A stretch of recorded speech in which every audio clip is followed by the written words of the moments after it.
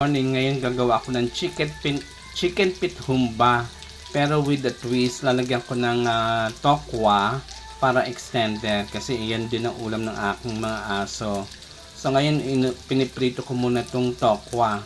Katumbas kasi nito protein, parang karne din ng value, health value nito. So yan, piniprito ko muna yung tokwa. Malinis na itong chicken pit na binili ko. Hinugasan ko na lang, binabad ko sa asin para mawala yung mga dugo-dugo. Pero wala na siyang balat, wala nang kuko. Ngayon, lagyan ko siyang konting flour. Tsaka, ano to?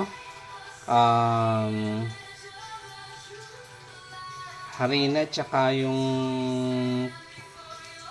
ano to? Yung ginagamit sa slurry, nakalimutan ko. Yung parang harina din. Tsaka konting yung spicy rice na powder para medyo maanghang. Cornstarch pala yung iniisip ko kanina. So all-purpose flour, cornstarch, tsaka yung spicy fry powder. Kaya din na rin yung bawang sibuyas, black beans, bulaklak ng saging, tsaka pineapple juice. Yan ang gagamit natin sa chicken pit humba with the twist.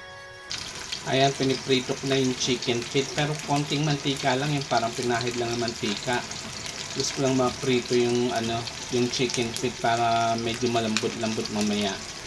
Maglalabas naman ng sariling mantika yung chicken pit mamaya yan. Kaya okay lang na parang pinahid lang yung mantika sa kawali.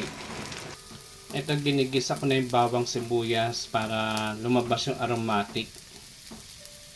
Mabango siya. Ayan, nagisa ko na. Hinalo ko na yung toyo. Ito, bulaklak ng saging. Nilagay ko na yung bulaklak ng saging, laurel, pamintang buo, konting sugar. Ayan, nilagyan ko. Yung pineapple juice, lalagay ko na rin.